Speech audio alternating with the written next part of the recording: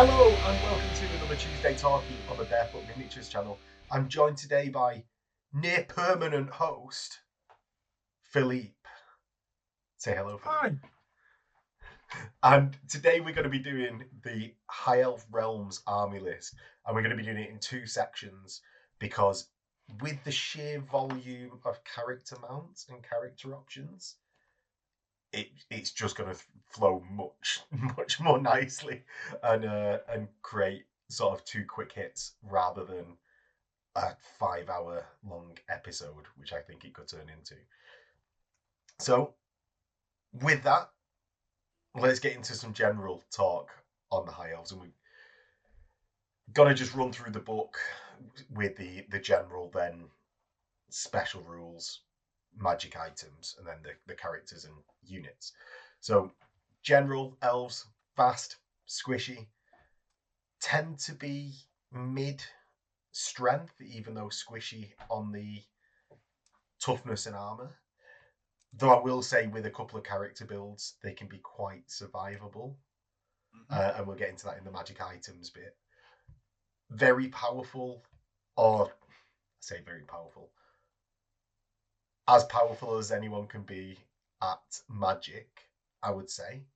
And tying into that, I think is one of the things is they've got access to high magic, which is just an incredibly good magical lore. Yeah, as well as the one of the special rules, which is re-rolling a dice for their casting. Or re-rolling ones, is it? They can re-roll a failed cast, but they can't re-roll a miscast that's been sorted out in the FAQ. Yeah. This is, so I was right. It's re-rolling a dice, and that's once per phase still as well. Yeah, Once per round. Yeah, like a mentally good amount for a caster that Yeah. can cast 2 to 4 spells. 1 to 4, I suppose, but who takes the base level?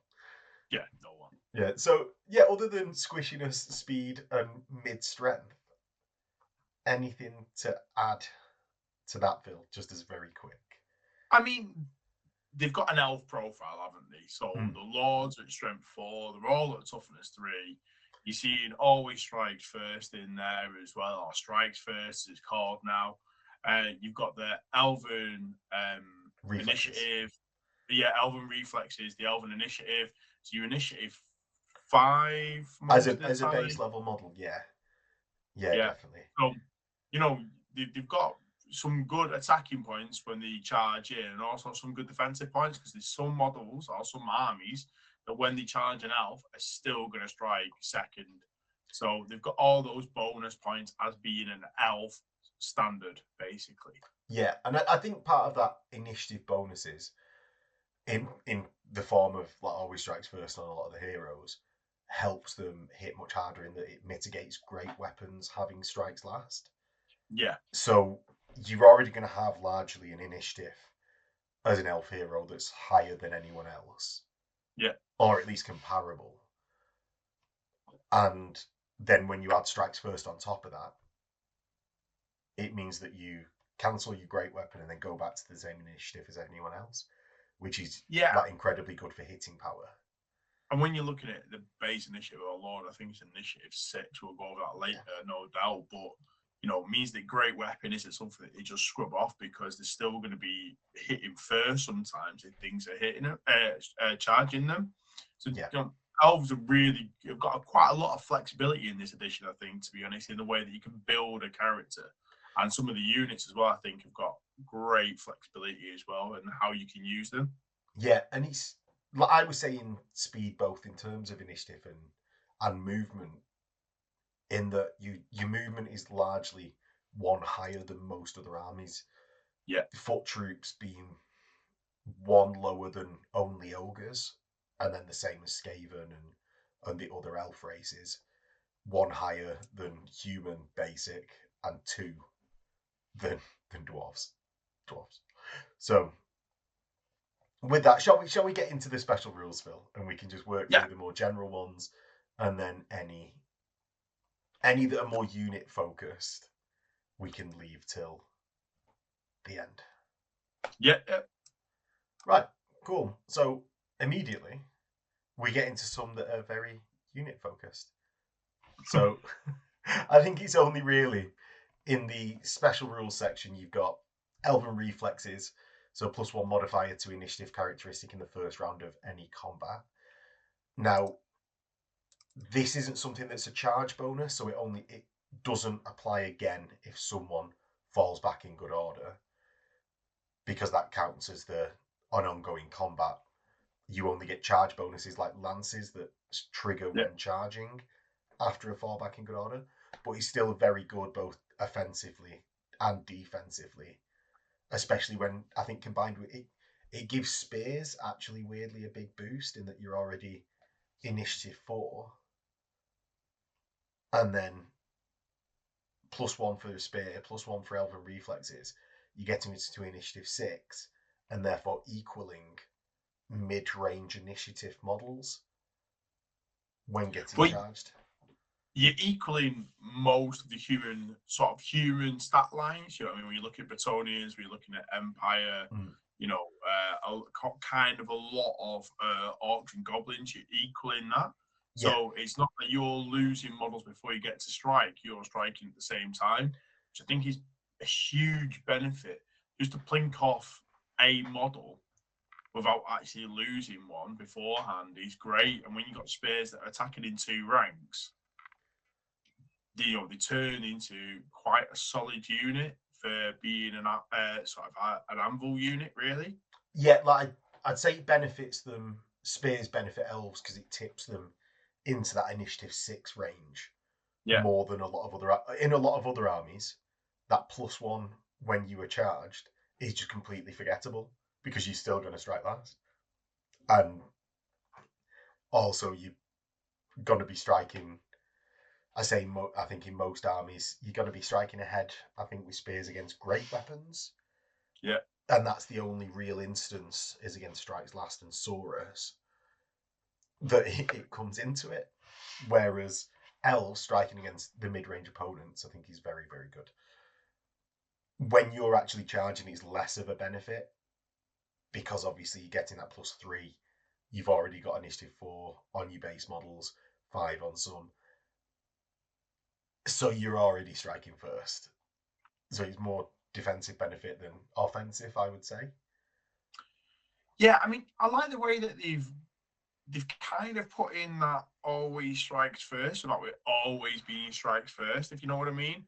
So because of the ongoing combats, you don't always get it, but initially you do. And I think that balances out the sort of elvinness of them. Elvenness. What you mean, like the rage of always strikes first that it was in 8th edition, when people just used to lose their minds when people would be like, "Oh, I'm an elf, so I have always strikes first, and I also have better initiative than you, so I re-roll my hits." Or whatever. So initiative means nothing. Initiative meant nothing. Yeah. But anyway, let's not get into the rage of that. Anyway. So Ithmalar armor and Ithmalar barding, and there will be many mispronunciation in this guide. A model with this special move may re-roll all failed to rolls of 1 when making dangerous terrain. In addition, wizards may wear armor without penalty. So this is one that largely comes up on like sword masters. So it's also on elven steeds. I think it's on silver helms as well. Just it's nice to be able to re-roll ones. Bit more of a downer for wizards wearing armor, as we'll get into in a little bit. Ithmalar, Ithilmar weapons. Jesus, let's not get into this. Let's not get into this. We've said it now. So when engaged in combat, a model with a special rule with a hand weapon rerolls to hit rolls of natural 1.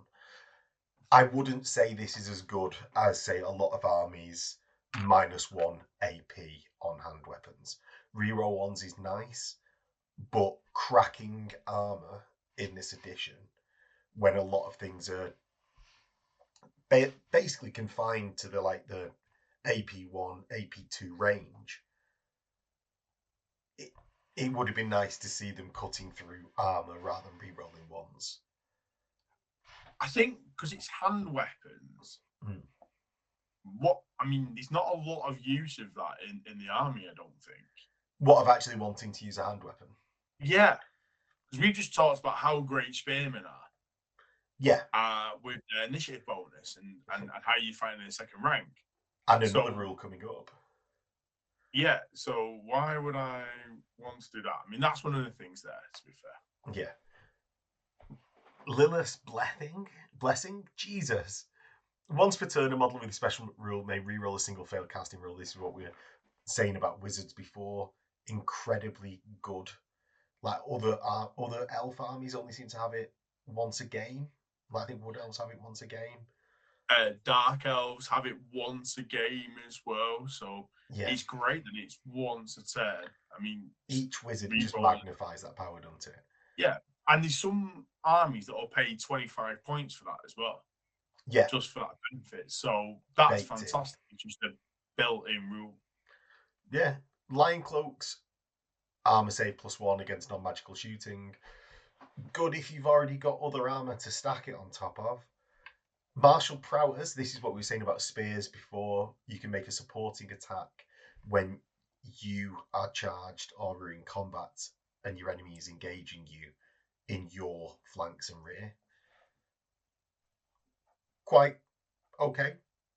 Would prefer to not get caught out in by getting charged in the flanks or rear, but if you do have a block, you can get your, I suppose, 2 ranks of spears that you might have.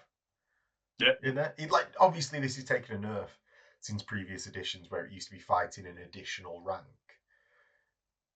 It's not something that massively upsets me that that's the case, because it's sort of, I would like to see pikemen in the game, and it really stepped on the toes of pikemen. One day.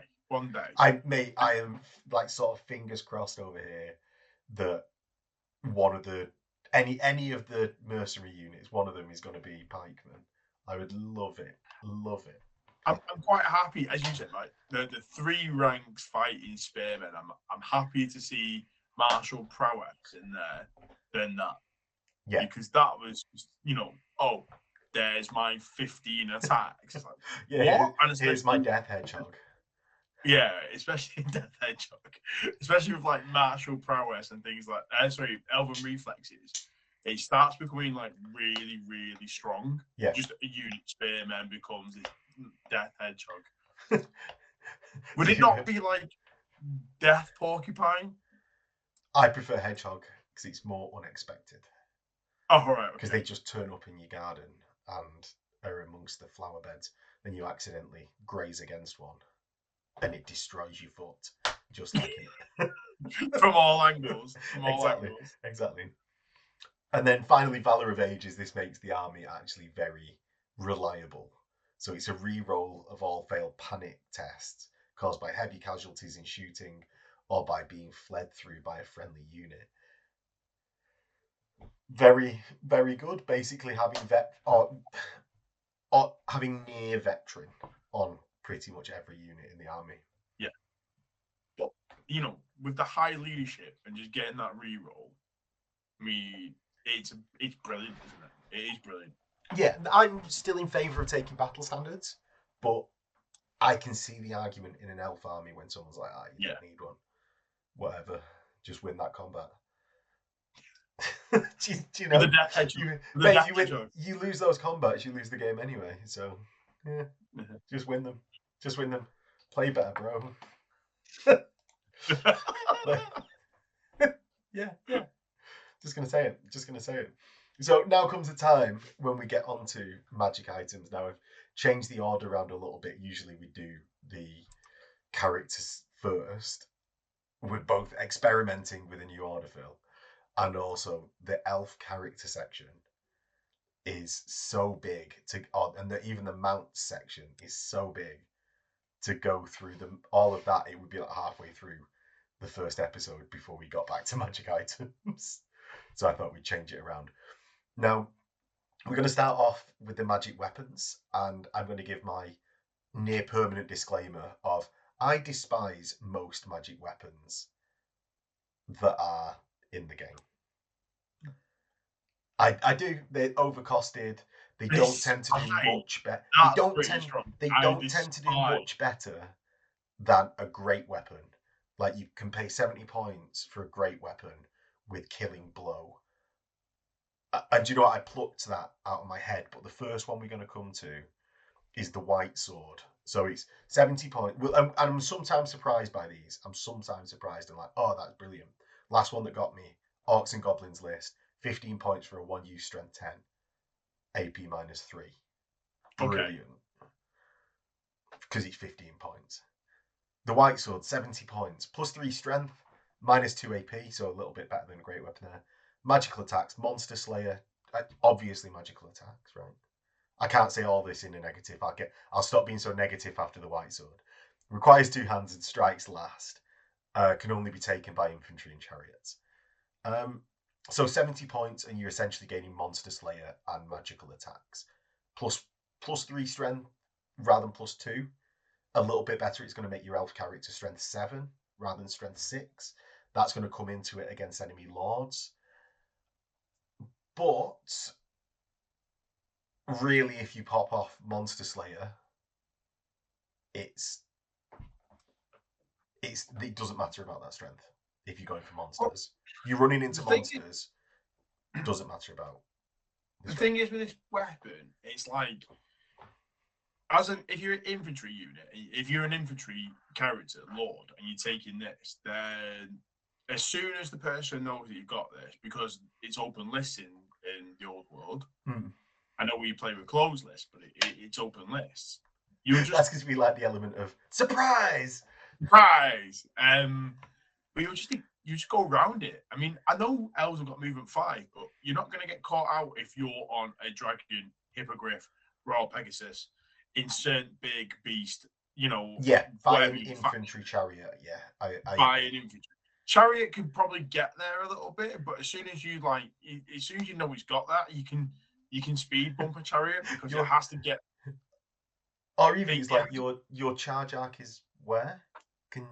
Let's just pre-measure that, and I will be 1 degree out of your chariot's charge arc.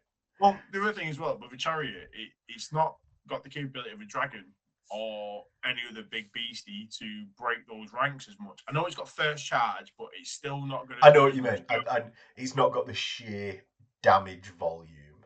Yeah, exactly. So, and it's 70 points, the white sword. And in my head, I just go 65 points. Take an ogre blade. Yeah, well, exactly. And this is why I was so negative about and I don't even think the ogre blade. I say this in every cast. I don't even think the ogre blade is like massively overpowered or anything. I think it's well points costed for what it does, and other things pale in significance next to it. It's the D3 wounds on the ogre blade. Man, it's so good. D3 wounds on the ogre blade. It doesn't strike last as well. Exactly. So you strike at initiative 10 with your high elf lord, caught with strength 6, -2, and D3 wounds. You know, like you're paying an extra 5 points. You're not getting the D3 wounds. You're not getting strike first for an extra 5 points. It just doesn't seem to stack up properly with it. Agreed. Yes. Yes, if you spending 65, 70 points on a weapon, ogre blade. Who knew? Who knew? Right. Blade of Leaping Gold, 50 points. Basically, you get Armor Bane 2, extra attacks D3, and magical attacks. I do not like particularly Blender Lords this edition. I think if you're going for more attacks, I'd be tempted to go for Spectral Doppelganger and Wizards, and combined with Dragon potentially, than go for a Combat Lord with extra attacks D3 for 50 points. So this here, it kind of reminds me of the Sword of Battle. So the Sword of Battle is very similar. It's 60 points, gives you an extra attack. I think it's -1 AP with Armor Bane on it. Should we get this right? I'll pause the recording. Should we get this right? Right, so I've got it Phil, what are you committing to as the Sword of Battle stat? 60 points, +1 attack, +1 strength, -1 AP, armor bane 2. Armor Bane 1. Armor Bane 1. Oh! So you're gaining from that. Armor Bane is one. Oh, you're gaining a strength, an AP. You're losing an Armor Bane, and your attacks is a consistent 1 rather than D3. Because of how important I would say Armor Bane is, sorry, AP is, I would go for the Sword of Battle. Your Armor Bane 1 rather than 2 doesn't matter, because if you roll that 6, you're still AP -2 on the Sword of Battle. And yes, you're losing out potentially 2 attacks, average 1 attack. But I think that extra initiative for me, even if you're fighting a goblin, I think reducing armor save by 1. Maybe that's a bit too far, but I think in more situations than not, the armor. I just think for the 10 extra points on the Sword of Battle, you get a lot more of a balanced weapon. Yes. That can actually do a lot more. You probably hear my dog tip tapping array around there, by the way. Yeah. A little bit. The Reaver Bow, Phil, 40 points. Range 30, strength +1, magical attacks. Counts as a bow of Avalon. The wielder of the Reaver Bow may make a number of shooting attacks equals to their attacks characteristic rather than 1. Does not suffer modifiers for shooting multiple shots. I hate most weapons. I like the bow of Avalon. Sorry, the Reaver Bow though. So I like for me the bow of Avalon. Like if you put it on a Lord, you're strength 5. Yeah, which is always good because you're wounding most things on 2s then. And with the counting as a bow of Avalon as well, you get some bonuses with your army as well. You can do. So I actually don't mind it. I think it's okay. Yeah, so let's go back to what the Bow of Avalon actually does.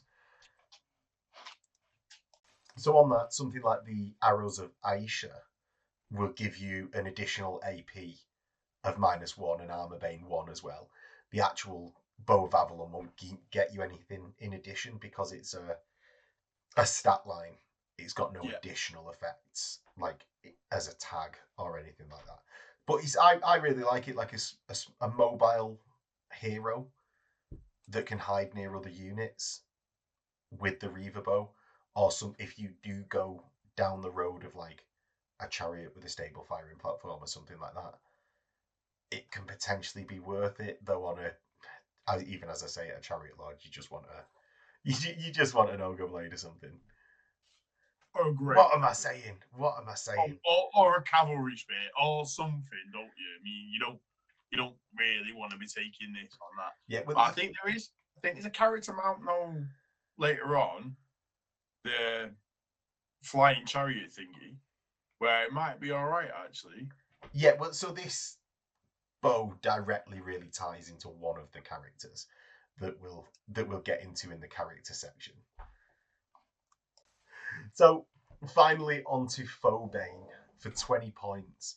Now, this might be, it's in the lower points range, Phil. Do I like it?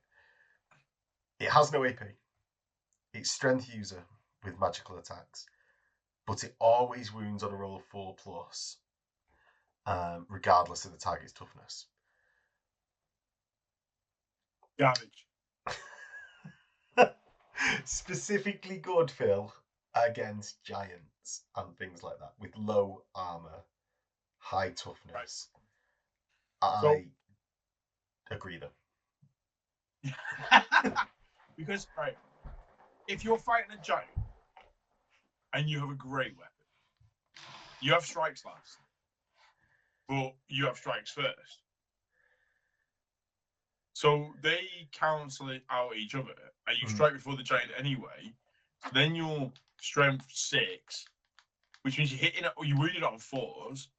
And some giants do have armor, so you're ignoring that armor as well. So you got -2. So not very good. No, I agree with you. It's it is what it is, I suppose. It is what it is. It's just not a great. It's not a great set of magical weapons. I wouldn't say that Reaver bow has its uses, but I wouldn't say it's astronomically better than like a character casting fireball with a level 4 wizard doing it. Yeah. Well, I don't think pretty underwhelming, to be honest, for magical weapons. Yeah, but as per I don't think elves are massively hard to in the magic item section though. So let's get on to some more positive notes. So 35 points, you get the Armour of Caldor. It's a set of full plate and has a 5-up ward against any wounds suffered. So it's like 6-8 points for a set of full plate. You get a 5-up ward, and it's the costed the same as a Talisman of Protection. So it's a Talisman of Protection plus. Decent magic item to get another 5-up ward into the list, where usually you can't get 2 5-up wards into a list. It's okay. It's good. It's cheaper. It means that you can take a different talisman. So I don't have a problem with it. I think it's pretty standard. Nice. It's full plate. I mean, we could try and find lots of words to say about it. I think it's good. I think there's better things in here, but I do quite like it. We've got the Dragon Helm for 10 points. Maybe one with other armor. Improves armor save by 1. In addition, it gives a 6-up ward save against any wounds suffered that have the flaming attack special rule.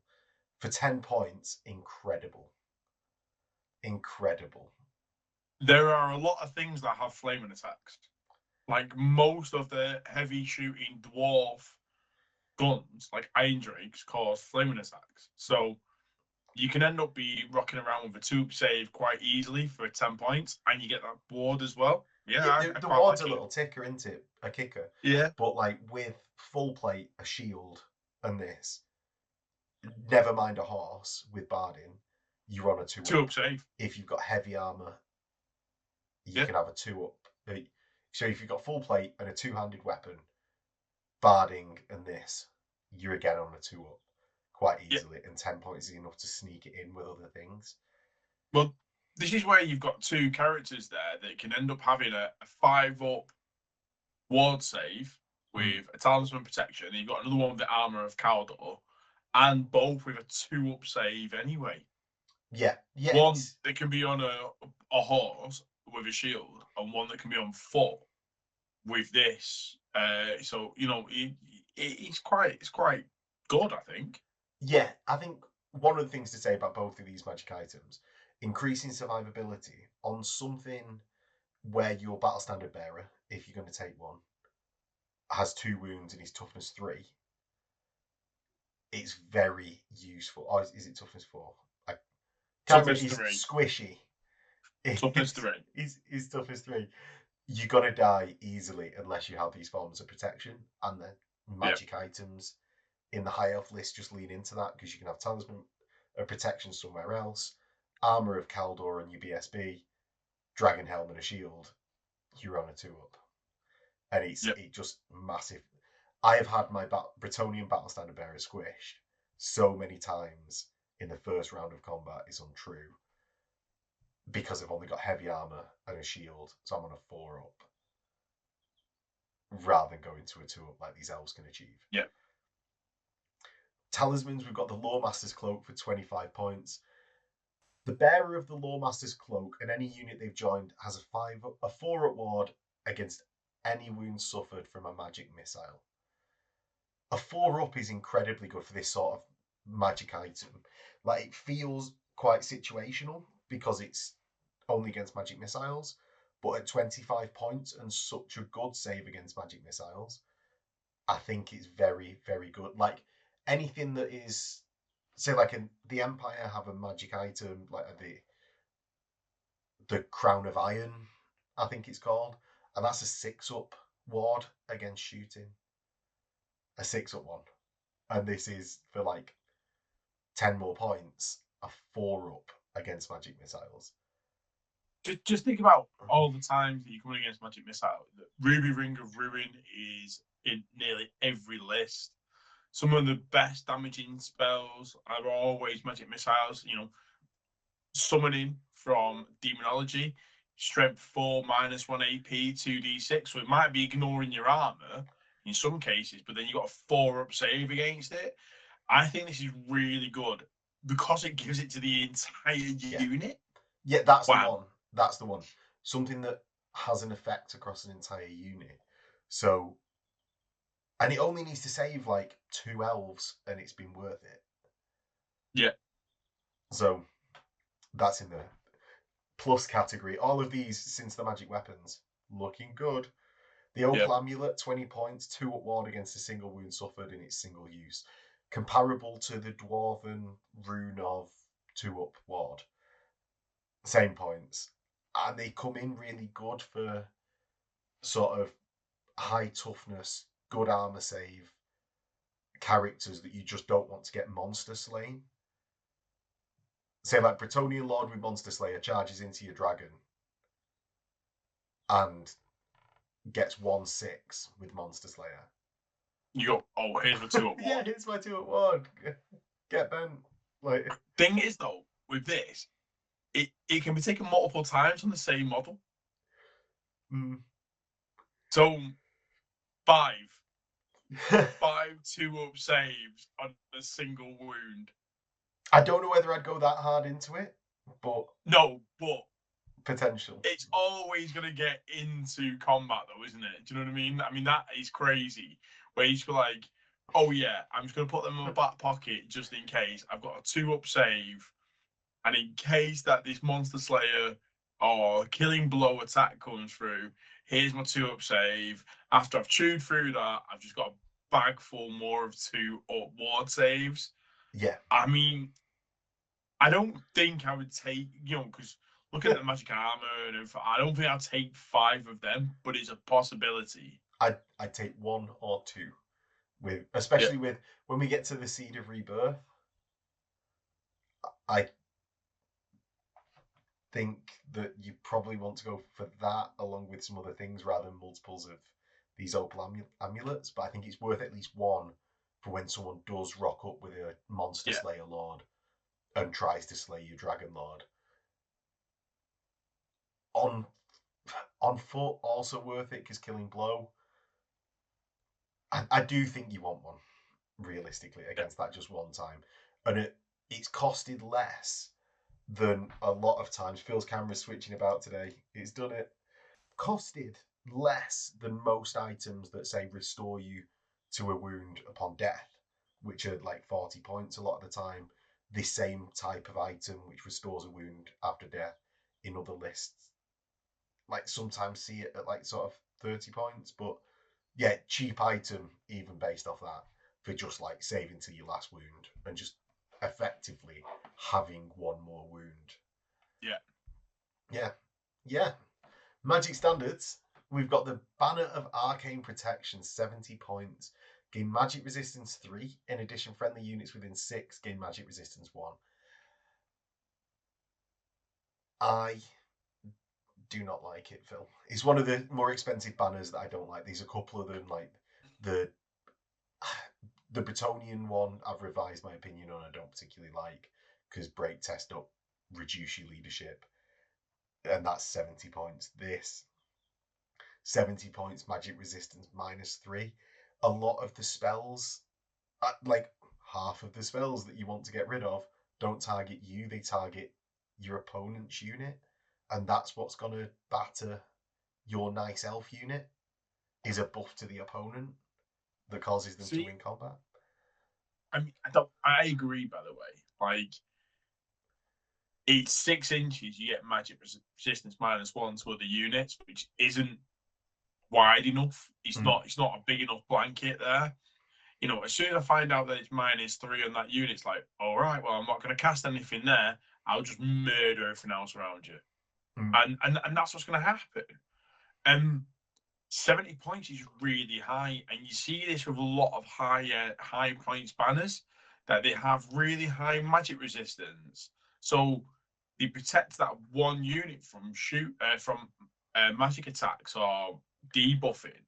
But then there's other banners that complement them so much better for the job they want to do. Are you thinking when you're saying about other magic resistance style banners, like the ogre banner of like cast on someone else and things like that? No, I'm thinking about the Beard of Lamassu from the Cursed Dwarf list. I think the ogre one where it's 3 up, cast it on another unit within range is fantastic. That is the right way, and that's how I would probably want to see these magic resistant banners to be. Not magic resistance, but on a dice roll, it goes on somebody else because that scuppers the plan of that person. They'll still take that. Your opponent will still take the gamble, hoping that you fail that roll. But I think it's a bit better as a defensive magic banner in that way. Yeah, well, I think even just like a points reduction on this, it's not something you can fit on many units magic standards. It's not within that 50-point allowance that is the usual. So near being forced to put it on your battle standard bearer, I just don't think he's worth it.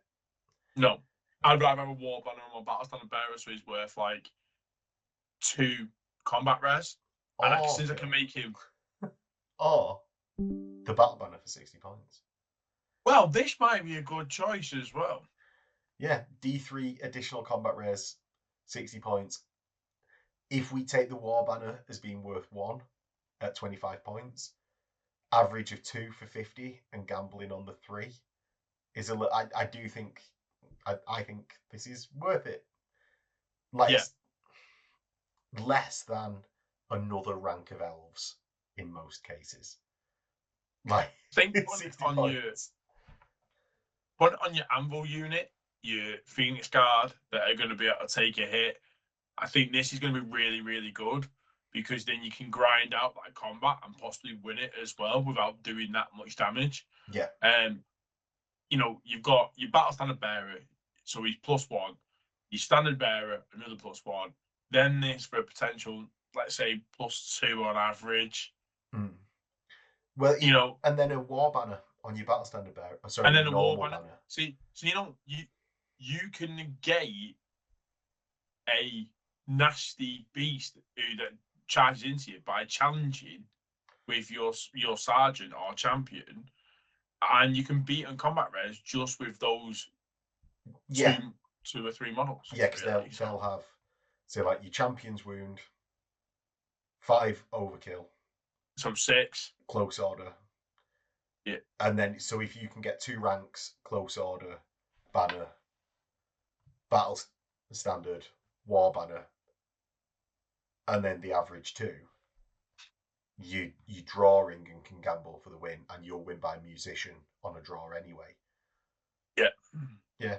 So good. Like it. Standard. And it's not tied into charging like a lot of people's are. This is all the time. Like usually it's when you charge you get that D3, but this is just all the time. So yeah, really good. Really, really good. Lion standard, 25 points. A unit carrying the Lion standard automatically passes terror or fear checks required to take. Me and Phil both have the same opinion on this, I think. I don't like this sort of stuff. I will just trust myself to pass the test. The fear, so you passed your fear or terror test, right? So you have to be outnumbered by your fear enemy to actually start taking it, which I don't think is going to happen that often. You're more likely to be with elves, though, right? Because your unit sizes are smaller. True. But with the terror, it doesn't say you ignore terror completely. It's just the test. So if you get beaten in combat, you still have the -1 to your leadership. Yes. From terror. So it doesn't do enough to combat those 2 psychological effects. Yeah, it should, like immune to psychology would be worth. If it was immune to psych for 25 points, I'd be like, actually, these units I want to just be charging and rolling around in. But the fact that it's just immune to fear or terror, those tests, I don't think it's that great. I just don't think it is. No. So the Banner of Illyrion, 20 points, gain move through cover. I don't rate move through cover that well because you still roll the 2d6, pick the lowest. That's the bit that always does me in about going through cover. It's never or not really ever the -1 to the move. It's pretty much always for me the roll 2d6. The charging element of it. Yeah. I think that's a move through cover thing, though. I think move through cover should have. It ignores that lowest d6. Oh, completely agreed. Because why do I? Yeah. Why do I ignore cover other than when, like, I'm charging? Yeah, makes no sense.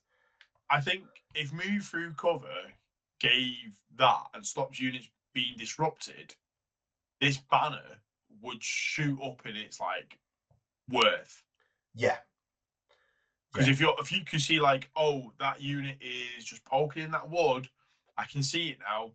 I'm going to charge in with Silver Helms, Dragon Princes, anything that's got, giving it this. I can see that worth and having a lot more play. So I think it's move through cover that needs that boost, not so much this banner. If that makes sense. Yeah, move through cover, ignoring that for 20 points would be worth it. Move through cover, I think is a bit rubbish at the moment.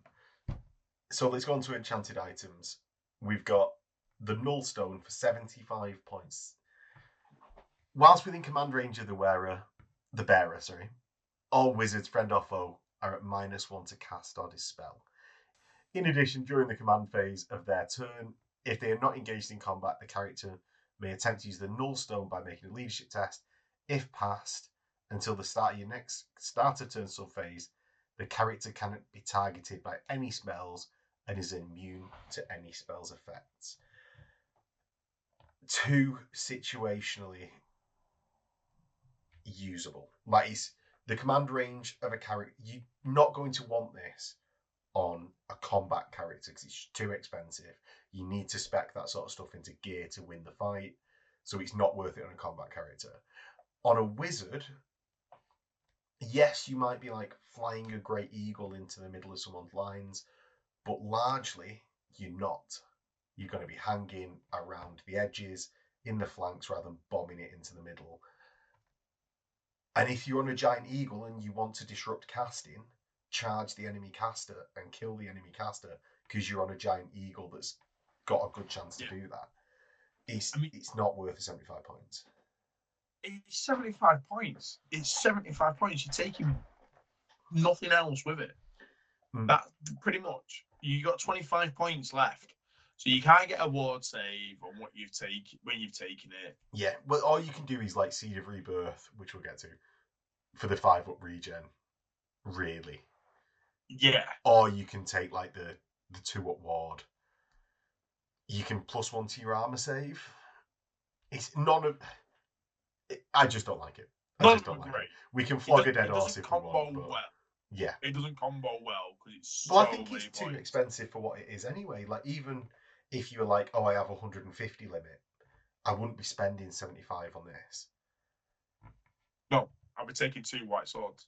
Yeah, of course. Dual wielding it. The Cloak of Beards, 30 points. Definitely worthwhile taking regardless of its effects, which are okay. The wearer of the Cloak of Beards causes terror, and not only in dwarfs. However, so unnerving is the cloak that the wearer cannot use. The other models cannot use the wearer's leadership. Amazingly good. Amazing. Do you know what? I hate this, and do you know why I hate it? Because Malekith cut the beards off. Yeah, well, that is one reason. The other reason is it causes terror in everything, not just in dwarves. It maybe should be anyone that can grow a beard. Yeah, anyone. So wood elves don't fear it at all. Yeah, anyone who can grow a beard. But if your model has a beard, then you this causes terror in you. Yeah. No, it is good. 30 points for terror, I think, is really good. The downsides aren't that bad because you're leadership 9 on most characters that can take this. Most elves are leadership 8 or 9, so it's not really that much of a downfall. And I like it. I just really liked the whole situational thing when somebody took it in like 6th, 7th, and I think 8th as well. It's like, oh, I'm facing a dwarf player. Yeah, I've got the cloak of beards. You know, fear me in every way possible. But no, I think it's better that it's everyone. Yeah, if It it's causes against a terror. single army, it's say like I think there's a lizardman item that only affects against Skaven, and he's like, well, I'm just never like. How often do you play any single army? I suppose dwarves come Yeah, up quite a lot, at least in our area. I think they're quite popular all over, yeah. but it's still situationally useful against one army is not good enough. Yeah. Yeah, but this is really good. Seed of Rebirth, 20 points. It's an extremely common magic item and gives regen 5. Amazing. Amazing item. A 5-up save. Do we need to go into this, Phil? Is the No, internet or does the internet no. already know about It's this? amazing. Combat Lord, Wizard Lord, you know, even Bob, who's just the champion of a unit, take it on him. Everyone gets a seed of rebirth. I mean, there are no seeds in Ulthuan's sort of like. It's from Athel Lauren. Come on, Phil. Oh, sorry. There, and so it is. I Yeah. mean, The Wood and Elves you know don't what? have this. The Wood Elves have it. They gave them all to What the Wood Elves. one thing I would To the love High to Elves. see on this, by the way, Go on. Wood Elves get hatred against Yeah. the character that holds it. That Yeah. would be great. That would be great. And that'd just be a little quirk of it. Yeah, like a But very situational debuff, I think, is the opposite of what I said yeah, about a situational buff. but Like, it's not that bad. no, but I think that'd be great. But I just everyone has this. Yeah. Everyone has this. Now, let's get on to arcane items. We flogging a dead horse there. The Sigil of a Saurian, 40 points, extremely common. Single use, Dispel Scroll, the Scroll of No Fun, except now it's a sigil and available to High Elves. I know dwarves get it as well to shut it down, and elves are powerful at magic, so yeah. But I always hated Dispel Scrolls. It's just the scrolls of no fun. They're good because just in a clutch situation, you just use it, and it's just goodbye your spell. And I think that is worth 40 points, but I don't like the operation of them. I think it's better like now it's 40 points because previously they've been 25 points and it was just on everyone. Where I think you just had scroll caddies, level 1s. Their entire job level is just 1 wizard scrolls. was just scrolls. Just had a big book of scrolls with them, a big bag of scrolls. But I think this is better at 40 points. I don't like that it's a common magic item because you can start then caddying up a little bit. Level 3 caddies. Level 1 caddy. Well, it's only got 50 points magic item limit, right? At level 1. And this is only 40 points. Yeah, so you can't have multiple. No, but you could have multiple caddies though. Oh, yeah, fair. Because you've got 50 points of characters. Yeah. I could have 3 level 1s all with this. And all re-rolling failed castings. All re-rolling failed castings. Just shutting down your magic for the price of a level 2. Yeah, fair. Incredibly good magic item. It is good. Yeah. And that's why I don't like it, because I don't like good things. You do not feel you deserve them anymore. No. So, the Anulian Crystal, 30 points. Once per turn, upon successful casting a spell, the bearer of the crystal can choose to forget that spell and generate another, not including signature spells, in the usual manner. Who isn't taking a lore familiar or a spell? Can you take spell familiar? No, you can't take spell familiar. Lore familiars. Natural. But who isn't taking a lore familiar is just no spectral doppelganger or become ethereal all the time. I don't know why. I don't know why I would want to do this. I really don't. It's if you're rolling and you're like, oh, it's like I've not got what I want, but it's cheaper to have a lore familiar, or you Same just points. become level 4 and just, well, I'll just not have to, and I'll roll in a good spell lore. I don't. It's a good idea, but it's not. I mean, I would like it better if it was like if you generate it from another spell list. So I can go, oh, I don't want X, Y, and Z spell, but I want to generate it from the list that I can usually generate from. So I'm going to roll onto that one instead. Yes. Yeah. And I think if and then I just keep on rolling to get that spell that I want from that list. Yeah, agreed. And I think that would just make this so much better. Yeah. And feel better. Well, let's get on to the next one, and then you'll feel even worse about this particular one. So we have the Silvery Lore Familiar Wand for 15 points. No another spell. Take it instead of the last one. But there's no reason to take the last one. I mean, to be honest, I would take that more than a Lore Familiar. But because you then cast another spell, so you're 25% better a turn. I just quite like knowing 100%. I've rolled stupidity too many times on my Chaos Lord to be like, oh, I'll chance getting that one. I mean, I'm rolling 5 dice on a level 4. Yeah, Phil, but it happens to me too often that I just don't get that one that I want. Like Beiji, when he was running about in 6th, being like Chaos Lord, who also was level 4 because he was Zinch.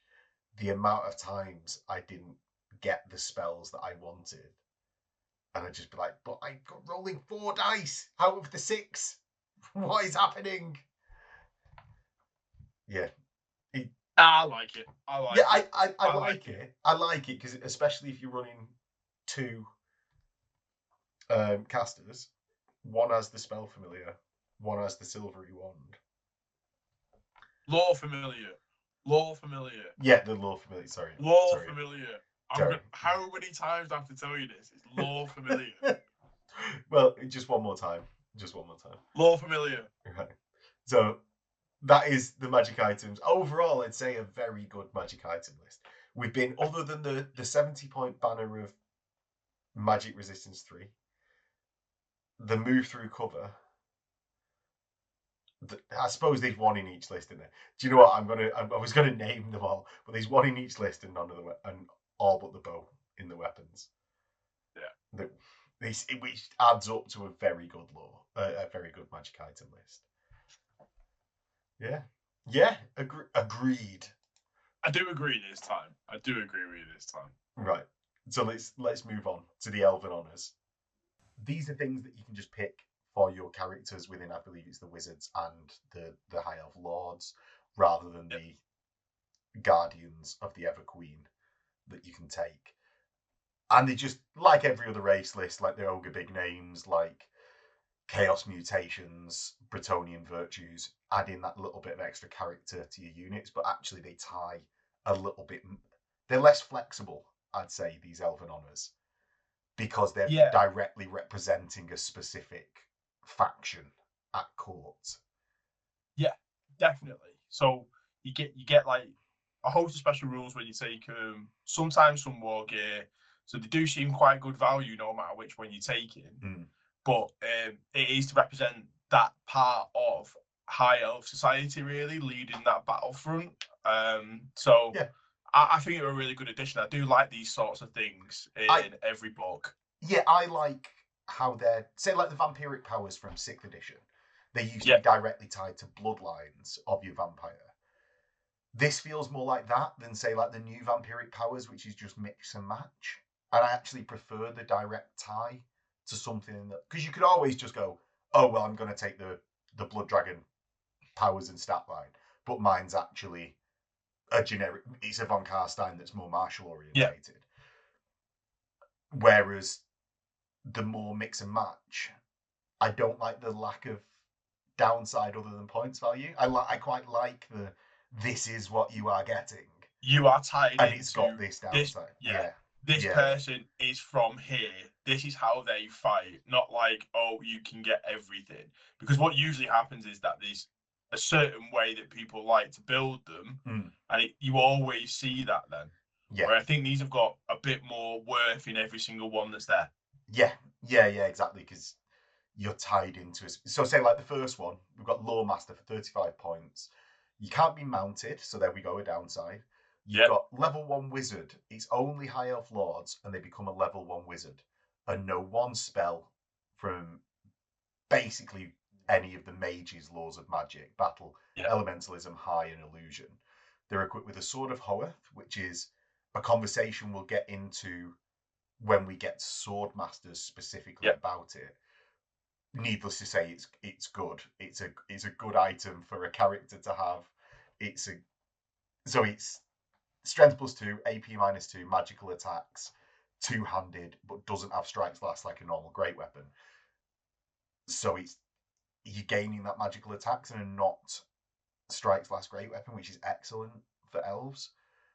And then you gain Ithmalar armor, Lilith blessing, and the lore of Safari. So Ithmalar armor, you gain the ability to cast in armor, so you can take full plate and cast.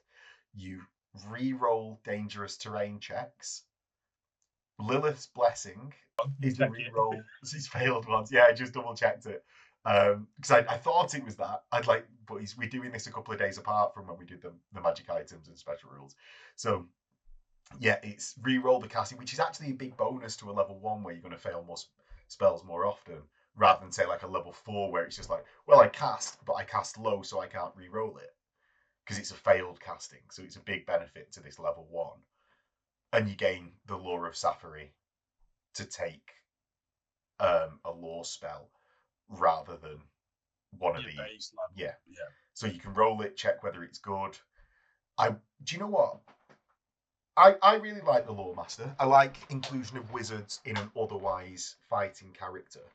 Although it's level 1, so it can be argued that it's a bit useless in this game of level 4s. I just like the wizarding hat makes you a level 1 for 35 points. So this is the same, except you get a host of other benefits, including a magic weapon, a good magic weapon. I like it. I wouldn't be expecting him to cast all the time. I wouldn't go high magic because it's got high casting values. Illusion and just hope for doppelganger is potentially one. so Potentially. yeah, I mean, even like the base level spell for illusion, glittering rope, -1 to hit from shooting and hand to hand, hit to melee. It's really, really good, especially for elves where you can then start forcing things to hit you on 5s, possibly even 6s. Yeah. So I really like this. I see it great on a battle standard bearer. So Yeah. Yeah, yeah. you know what? Being able to just be that force multiplier with a Yeah, random spell. Battle magic, I suppose, is good for that as well. Oak and shield, like for the 5-up ward for the entire unit.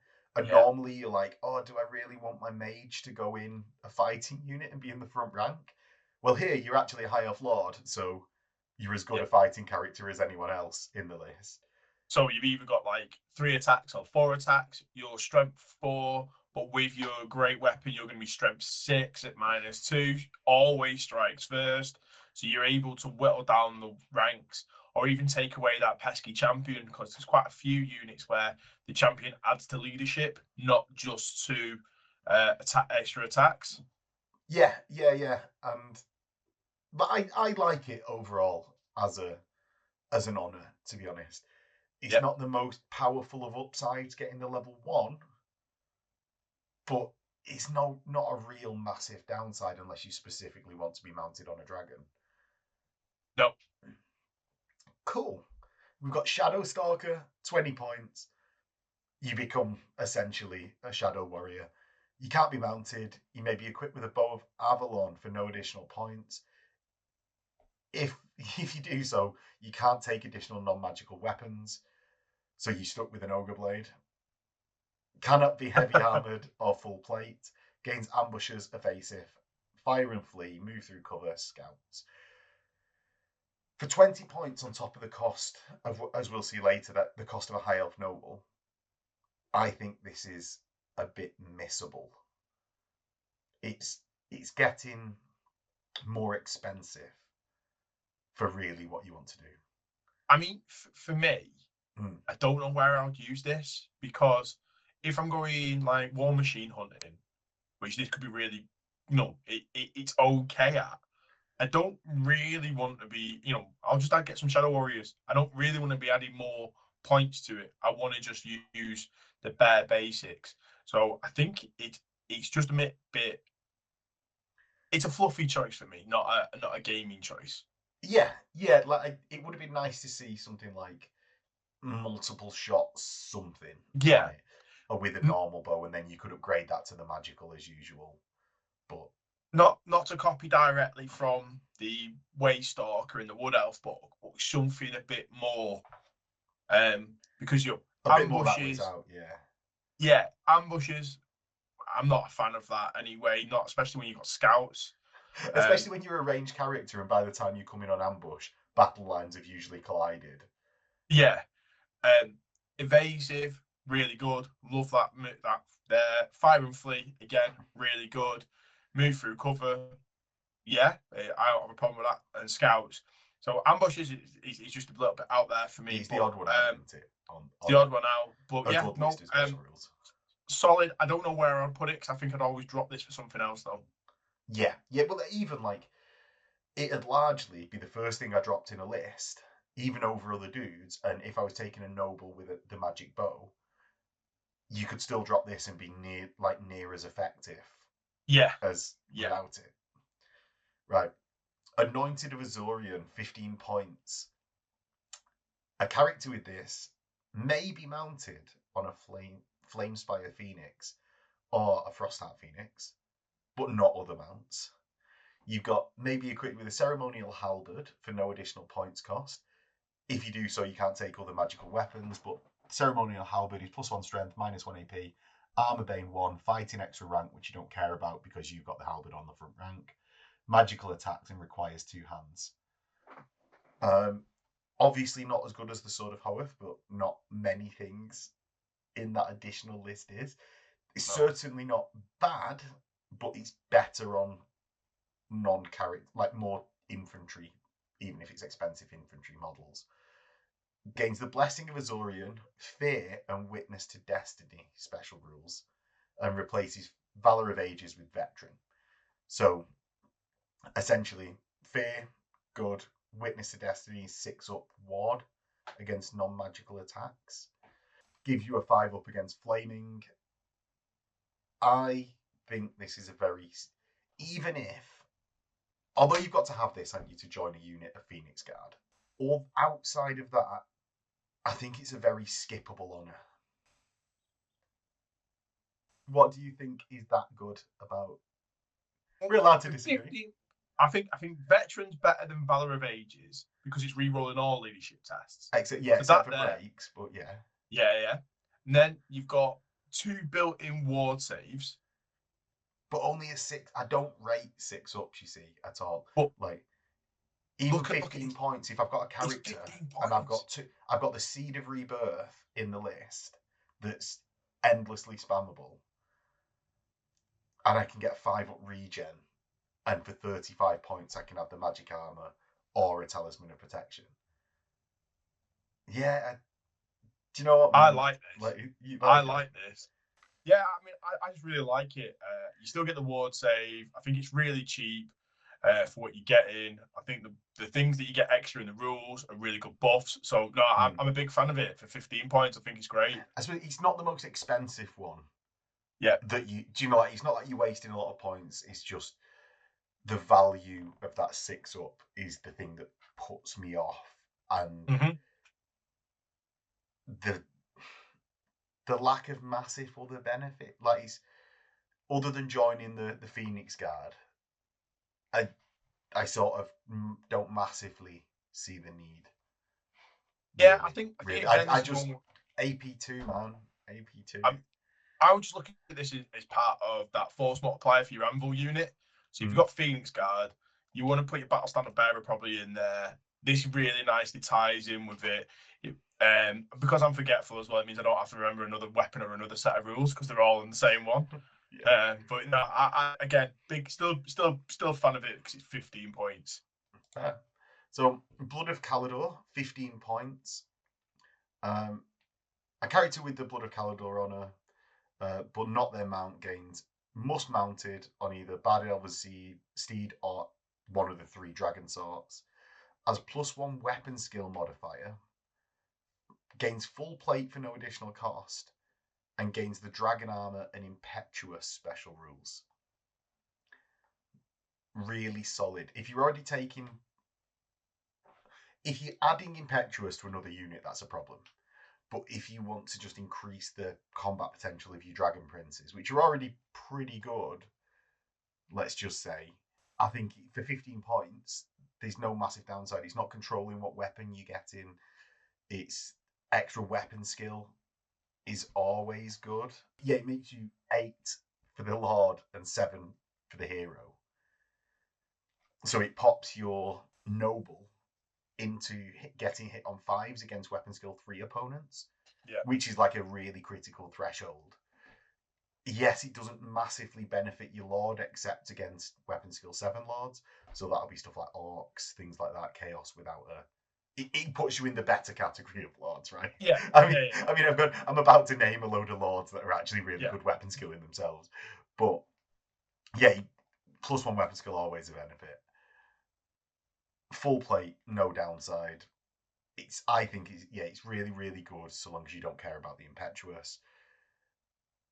And if you give yourself enough targets, even with the impetuous, even if you're on a dragon, I know there will be those situations where you're like, oh, I didn't want to charge this turn and I've rolled that 1 to 3.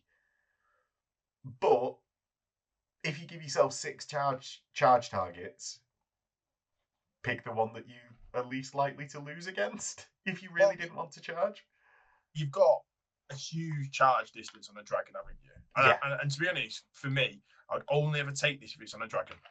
I wouldn't take it if it's on a barded elven steed. You won't put them into a unit with it? No. I would put it on a dragon. Yeah, you've got more chances of being baited, but you've got more chances of actually connecting with it. So, because you're flying over, I just think that these too many ways you can be baited with impetuous on a elven steed than you can be with a dragon. I think we're going to have different opinions on, because me and Phil haven't conferred before doing this. We're going to be having different opinions on dragon princes, So I like this, and again, if you don't care about impetuous, you're fine. If you are worried, if you're facing something like, I don't know, beastmen with 10 units of dogs, then you're probably going to get caught out. See, I don't think that's a problem. If they've got loads of units of dogs, if you really didn't want to charge, you don't care much about charging into some dogs, right, and just overrunning, unless the overrun puts you in a vulnerable position. But that's it, because the dogs get Vanguard, though. That's it, because they've got Vanguard. They can keep themselves pretty much away from your overrun, which leads you into that there. So, again, this is all situational. This may never happen, and it may happen all the time. It's a 50-50 chance it happens as well. So it's not like it's always going to happen. It's not like Frenzy where you have to charge. There's times when you don't have to. I just think do you know, like, the real problem with Impetuous for me is when it's on like Empire Pistoliers, and Pistoliers should be shooting with their pistols and not charging, and it makes you charge. Like, that's when I really see it as a problem. When it's Dragon Lord who should be running into any other unit and either battering them or giving it a real good go, I don't see it as that much of a problem. No. But anyway, Tracian Hunter. Tracian. As I said earlier in the guide, it's Tracian. Tracian. I'm going to be mispronouncing all of these. I already know. I'm too old to change. So, 10 points. You may only be mounted on a White Lion chariot. You may be equipped with a Great Blade for no additional cost. And if you do, you can't take other magical weapons. You gain the Lion Cloak, Move Through Cover, and Stubborn. I actually quite like this one. I quite like this one. Good. And so I don't think the Great Blade is in the greatest position compared to the Sword of Hoeth. Because of its strikes last, it's sort of like a bit of a bummer. Like, it's why do dwarf great hammers on hammerers not have strikes last? An elven, and I know it gets cancelled out by your strikes first, but it just takes away your strikes first. Yeah. But what I like about it actually is the stubborn. Just the ability to charge into a unit for 10 points, adding a 50-point character with a 10-point upgrade onto a chariot and giving it stubborn and just ramming it into a unit and being like, I'm not running, I'm just falling back in good order, and I've still got a decent weapon for next turn that's striking at initiative 6. I still think overall is a good. It's not game winning. It's certainly not game breaking, let's say. But I really like something that gives you stubborn on a unit that can. I like it. The White Lion chariot is a strong chariot. It's you've got, I think it's 4 attacks from the lions. You've got 2 attacks from your crew, and then your noble / lord, who's just going to bump up. You've got your impact hits. It's a heavy chariot at -2, so you're going to be and first charge, so you're able to push through units. I quite like it. I can see that you would favour other stuff, but I quite like it as an honour. 10 points.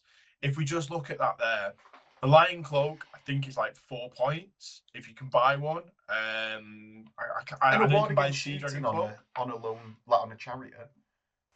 Is good. What's that? Is it like the Lion Cloak being a ward against? It's not. It's +1 armor save, isn't it, against shooting? You're right. I'm thinking 6th edition when it was a 5-up. God, immediate turn off for everyone.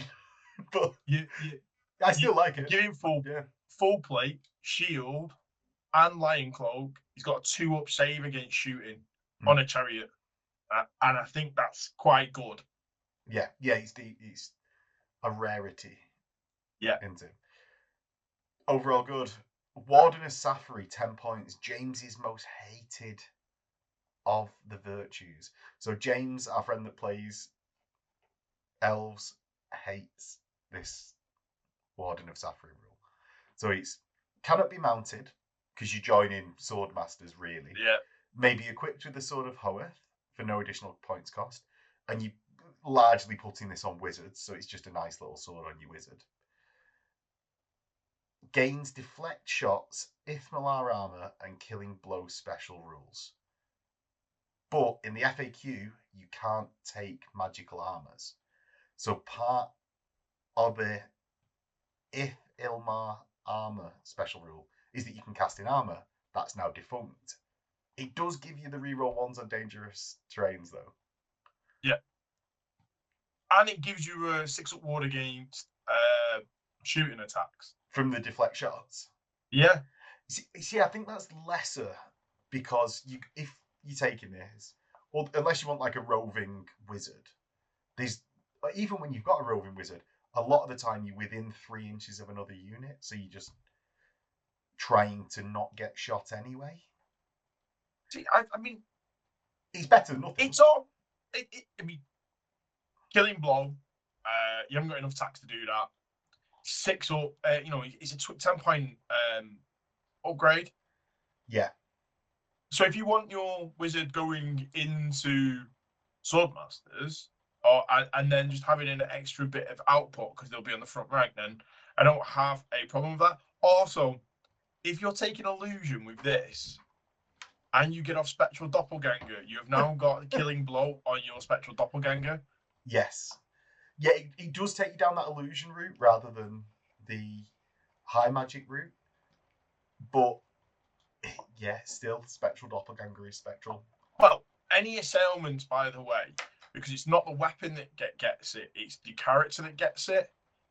Yeah. So your assailments will have killing blows. You could go into battle magic and have hammer hand, things like that. So I do think it's good, but it will be, again, pretty niche. But 10 points, I'd throw it on him for 10 points. Yeah, and I think that just even the upgrade, I think that blade is worth 10 points. Yeah, Really, if I'm completely honest, that blade is worth 10 points. Pure of Heart, free. Unless the character is fleeing, all friendly units within command range may use their leadership characteristic instead of their own. In addition, this character and any unit is joined automatically passes panic. Incredible, shall we say? for For a free. free. For free. I mean, I'd still. I mean, I think there's some armies that pay 25 points for this. Yeah. So I don't. I think that's good. Yeah, I'm happy. I don't think there's much more you can wax lyrical about that. Really good. If you don't want to spend any points, give What I it. would say is this rule of gaining automatically passing panic is a rule that Empire generals and captains have, and that's their entire reason to be taken over Grandmasters. Whereas every Elven character gets it, and you don't have to choose between them. Yeah, yeah. And obviously, I mean, unless you take one of the other ones. one of the others, but I just think this is really, really good. You know, you've got Battle Standard Bearer, Elven leadership for this is 9. Battle Standard Bearer, they can use your leadership. They can also use his reroll for that as well. And the unit is immune to panic that you're in. Yeah, no. Brilliant. And Brilliant. literally no downsides. Yeah. Sea Guard for free may only be mounted on a Lothern.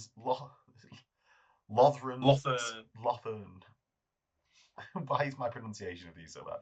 Lothern Sky Cutter. Lothern. But cannot choose any other mount options.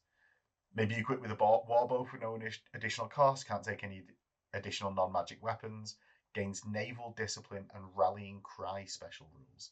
So that means you can reform instead of, if you get charged, you can stand and shoot and then reform. And then reform. Yeah, and you won't stop your unit doing that by joining Sea Guard. Yeah. Rallying Cry is a pretty good special rule, but do you know what's better, Phil? Not running away in the first place. By giving units Pure Heart. So I think that bit of it is slightly worse than the Pure of Heart. But Sea Guard units, have you seen them been a problem yet? Because it was sort of... No, not really. I mean, it's strength 3 shooting, isn't it? I mean, I haven't really seen that many in the wild. It was talked about loads upon release, wasn't it? Yeah, but I don't think it's really that much of a problem. It's not cropped up. No, this was really good when it was ambiguous whether the lord or noble could shoot the bolt thrower on the back of the sky cutter. But now it's been clarified you can't. I just don't really see the point on putting the lord on the sky cutter at all. Yeah, because the damage that they're doing on the charge isn't high enough. If you want a lord on chariot, you're going to go. Yeah. Unless you theme it. So all of these honours, when we've given a bit of, I don't know why you do this or that, it all comes down to, unless you're playing a force that's entirely dedicated around the Sea Guard. Yeah. The White Lions. Yeah, I agree with you. You want a combat lord if he's going on chariot. And that's not something that goes with the Sky Cutter. That's the thing, isn't it? So, I mean, he's not even adding to the damage output of that chariot unless it's charging. And a Sky Cutter isn't really charging. It's shooting with its crossbow, bolt thrower that it's got on it. Yeah. So, yeah, as good as a force multiplier, but I just think there's better stuff in there that I'd rather have. Agreed. Decent to put into a Sea Guard unit because they are a little bit squishy, even. So just going into a Sea Guard unit and not denying them naval discipline is a shout for a cheap character, I think. Yeah, that's the honours, Phil. That's the honours. Hooray! Yay! So onto the High Elf Lords. We've got basically the stat line represents the Elven downsides. I think more so than say like humans that just stay like strength. They go strength, toughness 4 and stuff. Elves, you've got movement 5 as elf standard, and I won't ever say that again in this review, they've all got movement 5. Your weapon skill 7, so you a good skilled combatant. Ballistic skill 7, so if you're wanting to put the magical bow on or become a shadow watcher. So if you want to become a shadow warrior, it works well. Magical bow, shadow warrior upgrade, naval discipline, all good. Strength 4, which is it's decent. It would have been weird to go strength 5, like say an orc or a chaos lord. Toughness 3 is the bit of a downside if you're not on chariot, dragon, insert extra tough thing. Yeah. 3 wounds, initiative 6. So it's sort of like middle of the road initiative wise with strikes first. So you will always go first unless you take something like the White Lion. Crazy and Great Blade. Yeah. 4 attacks. 1 less than the best combat characters. Leadership 10, so you're a good general. And actually quite cheap at 130 points. Yeah. Yeah. I think overall a decent character. The cheapness, I think, makes it viable, but then it's going to be the magical weapons and armor that sort of like pop it off. Go on, what are your thoughts, Phil, of the overall? It's standard character? high elf. It's a standard elf lord stat line, really. How do you think that matches up to the rest in the old world, though? So there's going to be sort of like there are some races which you'll perform better against, and there's some races that you'll perform worse against. It's really hard to say. Like, no, but like you ain't running into a Chaos Lord. You mean if you go against a Chaos Lord, you're going to get squished. But if you're going against like Empire, then you're hitting on 3s, and you're more likely to be doing that damage. So where do you reckon that cutoff is? Do you reckon it's like? I don't think you're taking on Black Orc either. I think you should be wary of Black Orcs until you get to like Dragon High Elf Lord. I think for me is that the out and out combat characters, so Duke, Chaos Lord, Black Orc, War Boss, or is it Big Boss? I can never remember which one they are. War Boss. Be wary of them. Like, steer clear. Ogre, Tyrant, steer clear of that because I'll have a field day. But there are things that you can go against. So, like the Lower Bretonian Lords, the Empire Tomb Kings, because you're always going to be striking first, and you've got a higher weapon skill. You know, stuff like that. I think if you know that something's built for combat, stay away from it because it's going to have multiple wounds. It's wounding you on 2s more often than not, and it will chew through probably your armor. But what I do like is that you can give it you can give them a 3 up armor save, just out of basic equipment. Yeah, before Mount having Bard in or having to take magic weapon. Yeah, I think basically we're coming down there on upper middle in terms of like power level, what you need to be worried about, things like that. So yeah, I agree there. Obviously, like thoughts for me is always, unless you're taking one of the magic weapons that are good, like an ogre blade, or like you've got a. If you've got a Sword of Hoeth, I think that's the better one of the virtue weapons. But really, the AP2 is the most important. I think out of anything, just getting that AP2 on your Lord, I think is necessary. So even you mitigate the downsides of a great weapon. And at initiative 6, you'll be striking not when someone else isn't on the charge. So say like someone else's Lord on the charge will be striking before you if you take a strike last weapon. But when in ongoing combat, because you can make them pretty tanky with a ward, a regen, and decent armor, when you survive that first round, you can start striking quite well. It also means at the initiative 6, if you get charged by an initiative 3 unit, so a lot of the basic units out there, you still striking simultaneous with a great weapon. So I think it's say like a unit of Seaguard with a character in that's got a strikes last great weapon to get the AP2 is he's quite a good upgrade for that unit to make it that bit scarier. Yeah, I agree with It's too much agreement going on in this cast. I agree with it. It's the units where we'll disagree. Yeah, but that's it. It's like we're sort of like, what are we now? 5 months into the old world coming out, so it's everyone knows about Seed of Rebirth. I don't think that shocked anyone. But it will. I think it will be more of the tier list, not the tier list, but the ranking of units where we might disagree a bit more. Yeah. Character mounts. You've got a very extensive section of character mounts. Prince and Noble, Bard and Elven Steed. He's like sort of tailored to suit a little bit at Steed level, isn't it? Like there's no real point going over them. If you want to go in some Reavers, go with an Elven Steed. If you want to go in Silver Helms or Knights of Caledor, Dragon Princes is what you mean. Yeah, but they're still knights, aren't they? Knights of Caledor, go with Bard and Elven Steed. That's a bit obvious. What we really want to talk about here,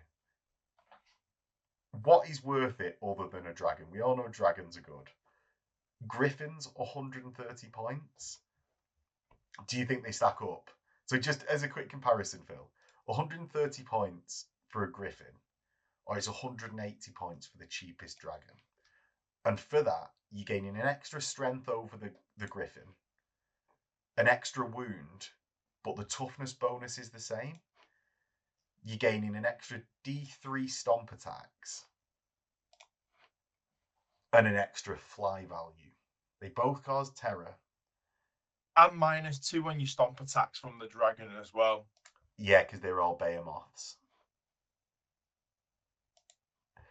I'll just take 50. I'll find 50 points for the dragon. You think it's worth going dragon over griffin any day? I think if you're looking at the griffin and you've got 130 points, I'd be like, oh, I'll find 50 points for a sun dragon. Do you think? Do you think there's just no point in the griffin at all? No, I just don't, right? Because you've got 3 attacks. It's strength 5 -2. 1 attack that's got armor bane 2, multiple wounds 2. Yeah. To me, that's just an attack that's just not going to do anything. Yeah, having no AP on something hurts. Yeah.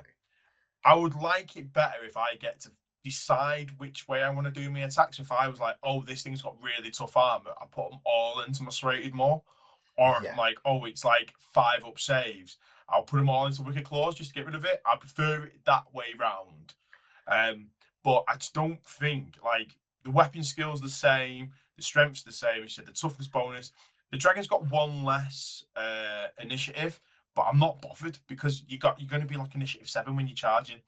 So yeah, it's only going to be other elves that are going to be striking first against you, really. Yeah. You see, the thing is with the griffin, and this is going to be a stupid thing to say. I really like the elf griffin model. From Isle of Blood. How stupid. The one where it's really stretched out. Yeah, it's good. Yeah, I really like that. I really like the fact that the griffin is on a 50 by 50 base. So it can sneak in to places. I think that's a big bonus. With them having 3 levels, if you only had like super ancient top level dragon, the griffin would have more of a place.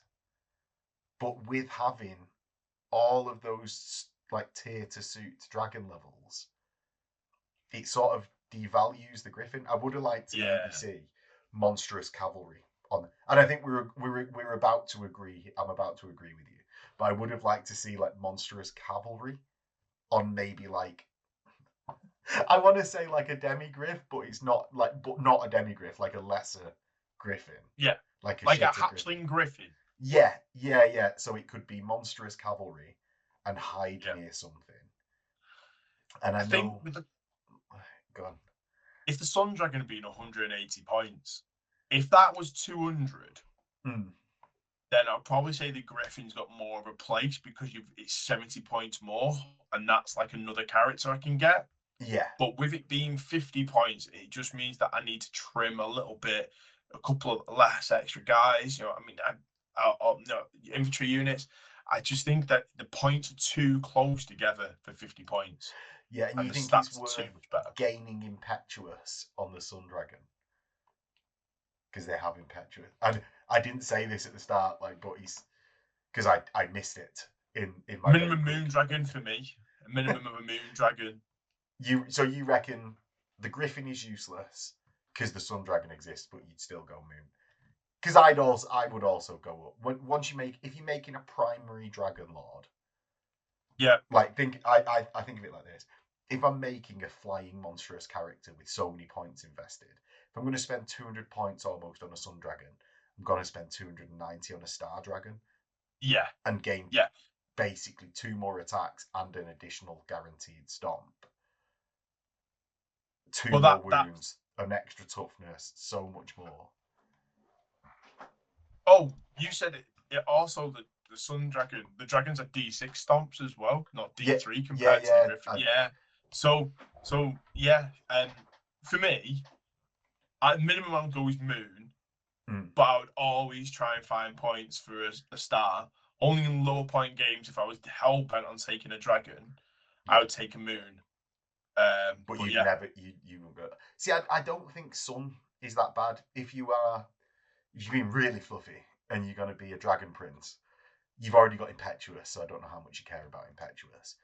Like pure game turns where you're not just going to take it just to have a dragon prince character on a dragon. It is a bit of a downside, but not too much. It's not like you're as I said before, like a pistolier having Impetuous. Yeah, I agree with you largely. Other than the fact that a Griffin can sneak to places a bit easier, I agree with you fully. Dragons, man, so good. Outside of like, people are finding ways to deal with dragons now. That has come to the bit of meta, I think. mm-hmm.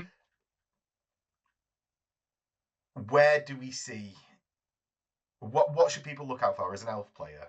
What units should they look out for? Because I've had a I've had a star dragon run into the ogre tyrant that you lent me, and when I was playing the ogre army, right, run into my ogre, the back of my gut star, tyrant challenged, and just beat the hell out of this, like the high elf character on Star Dragon, even with Seed of Rebirth. So it's And like that level that you need to be worried about, even, I think. so anything that causes multiple wounds, Mm-hmm. anything that causes multiple wounds. You got 9 wounds on High Elf Lord plus Star Dragon, but that's only potentially 3 attacks getting through on anything that does D3 wounds. Mm. Anything that has Monster Slayer, Bretonian Duke, I got absolutely destroyed by a Bretonian Duke with Killing Blow and Monster Slayer over the weekend, which it's got 5 attacks, just needs to fish for 1/6, and it ignores everything apart from your ward. And you can only get you can get 4 at ward at most in the army. So I think Oh, that's you can one of get the that things 2 up 1 off, which I think if you you can go get the the 2 up Dragon 1 off, Lord, you yeah. do that definitely. But like I think that's where I'd be wary. So if you know anything that's highly mobile and has Monster Slayer, so seeing a lot of people that are taking the Dragon Slayer sword with a lore familiar level 4 to get that just once off doppelganger. Is that the new thing That on seems to the be thing? a Dark Elf sorceress on Dark Pegasus with Dragon Slayer sword and Lord Familiar. And it just runs about hunting monsters. It just runs around hunting monsters, just punking monsters. And that's where you need to be careful.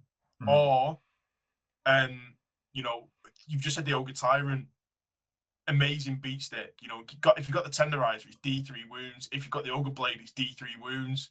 Yeah. You know, it's really strong. So be careful with that stuff there. Yeah, I think it's things that can absorb your damage, as an elf running in. Stuff that you're not just going to kill outright.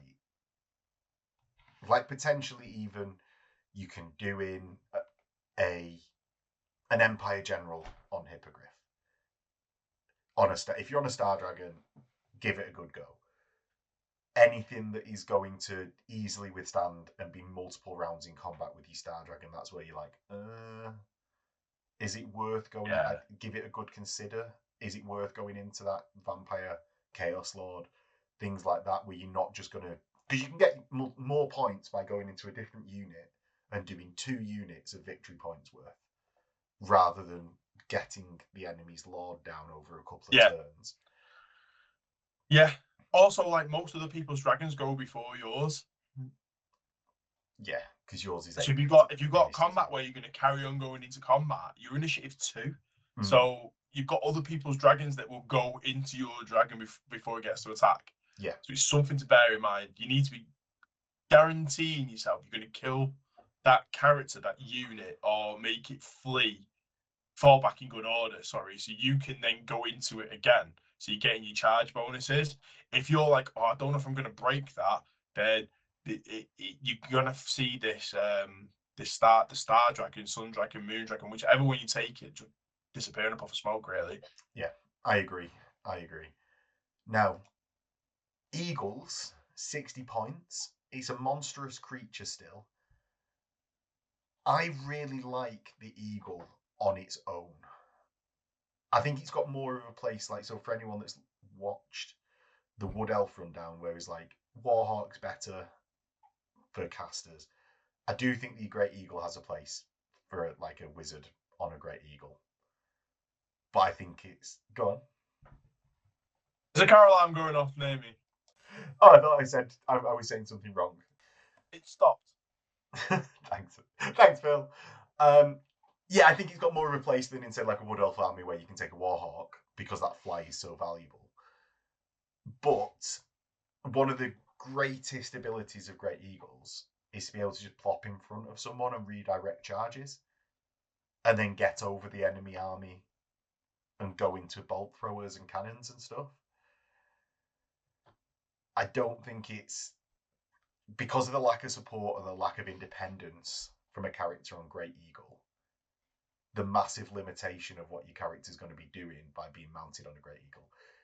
I sort of, weirdly, because I'm not fully against the Hippogriff, I'd find the points to go Hippogriff over Great Eagle if I was a combat character. Going against our advice before, that it's not as worth it. I just wouldn't put a combat character on a Great Eagle. I just wouldn't. These characters that I would put on a Great Eagle, I just wouldn't put a combat character on a Great Eagle. Yeah. I would just skip this choice. It would be horse or dragon. See, I'd a little bit be tempted by Hippogriff, just because. Griffin, yeah, sorry. By Griffin, just because of that small base size, decent number of attacks. He's got stomps. It's a grey area. It's a grey area other than the fact that the dragon's the best. So, High Elf Mages, we've got Archmage and Mage, 155 points and 80 points. Remember, they've got the ability to re-roll if they fail cast because of Lilith's Blessing. They automatically come with the virtue of everyone gets to use their leadership, though that's largely like 8 anyway. Because they all get virtues, right? And it's free. Oh, right, yeah. Right. So you just basically, if you don't pick one, you've got that one. Yeah, I get that. If you don't pick one, you've just got that one. So ignoring panic if you join a unit is great. You're obviously going to go level 2 or level 4, and it's a game of level 4s. So you're going to be level 4. Mostly. That's what I've seen. Yeah. And Phil's not disagreeing because he's seen exactly the same. We've not discussed what we're going to say in this, but I know the thoughts on level 4s. So let's just go over. Outclassed. You just get outclassed too easily. Yeah. And a level 4, it just runs rampant. Not only is it a great caster and only be stopped by another level 4, but it will stop anything less than a level 4 from casting quite comfortably. Yeah, agreed. Let's just go over the magic, Phil. So let's go Lore of Safari. Right, so the Lore of Safari, you've got Hand of Cain. It's an assailant, casting value 8. A single enemy model the caster is engaged with suffer a single strength 4 hit with no armor saves. Do you want to give your opinion first, Phil? Garbage. Absolute Agreed. garbage. Well, I believe what you said off camera was shit, and it is. Yeah. It is. I was keeping it clean for the kids. Garbage. Absolutely. Like, there's just no point in that at all. Because it's one attack. It's one attack. If you have a look at, like, I know you can't take it in high elves, but demonology, where it's 2d6 strength 2 with no armor save, that's a lot better because you've got more chances of wounding.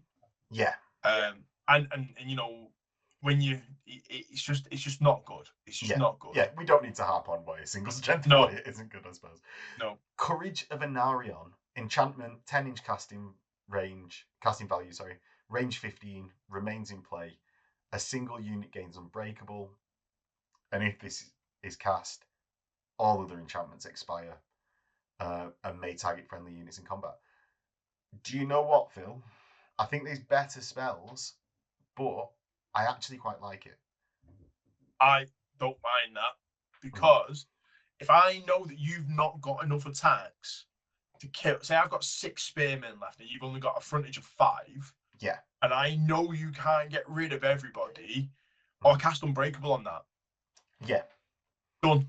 Like, you're held up another turn by one dude, and that one dude could stay there. Unlikely, but it could be there forever. Yeah. Yeah, and it's one of the reasons I quite like it. Although it remains in play, what you can do is cast it from within your 15-inch range. And because it's cast in command phase, I can then fly 20 inches away on my Great Eagle and just be like, I'm now outside of dispel range. You can't get rid of it. Yeah, of the opposing wizard. Yeah. So try and fated me on a 10+. It's just not likely. It isn't going to happen. Yeah. Just not likely to happen. But I think it's very situational, but I think it's a really good spell. Yes. And I would like, if I was taking big blocks of just infantry, like spearmen all the time, I would probably put it on there. And as soon as you engage, it's like, oh, right, well, they're not moving anywhere. And I can get into the sides with dragon, chariot, whatever. Do you know what I mean? So, yeah, I quite like it. Down. Yeah. Vols Unmaking, a hex, 11 plus casting value, 12-inch range. Can only target enemy characters. However, it may target enemy characters that within range and that the casting value can draw line of sight to, regardless of other modifiers for targeting characters. So you basically just targeting characters. The casting player chooses a single magic item carried by the target. The magic item is immediately unmade, rendering it completely useless. It can't be used for the remainder of the game. So you can't even use it as a mundane version of the weapon. Didn't it used to be weapons only? No, I think it was still. Oh, it's the Bretonians' mace. It's the Bretonians' mace of flail of fricassee, whatever it is. Do you know what? It's the most annoying spell in the. I hate Vols Unmaking. I am with you. I hate this spell, like, with a passion. I hate this spell. Now, it's a 12-inch range now, right?